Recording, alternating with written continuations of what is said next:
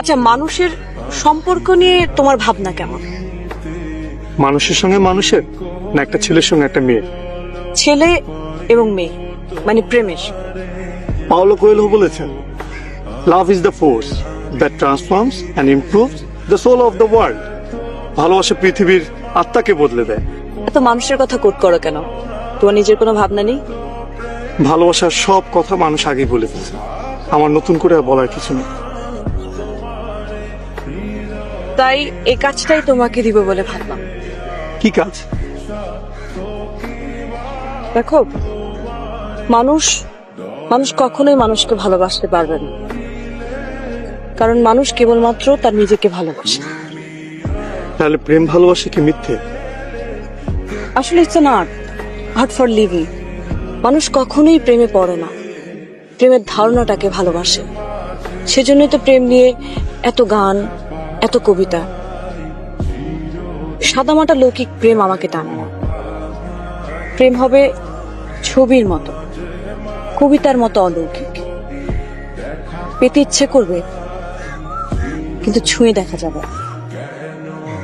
তোমার কথা বোঝার ক্ষমতা আমার নেই। তুমি সবসময় বলো না, একটা গান শোনাই পেন্টার, আপনি খুব সুন্দর।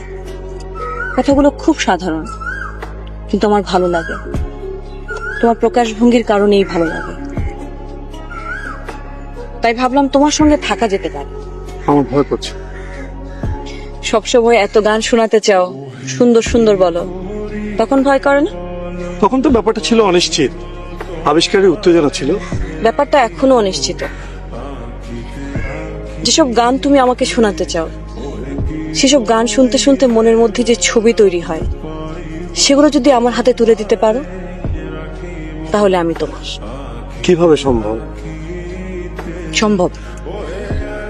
প্রেম আসলে আছে, কিন্তু অনেক গভীর, অনেক বেশি অধরা।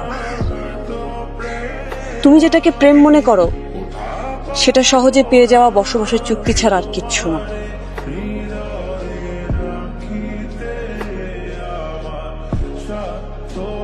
বিতস্তা, আমি কি তোমাকে ভালোবাসি বলতে পারি? বলতে ইচ্ছে করলে বলো। তোমার সাথে কি আমার প্রেম? তোমার ভাবতে ভালো লাগলে ভাবো। আমার চাই গানের ছবি। আবার দেখা হবে? হবে তো। মাঝে মাঝে তব দেখা পাই।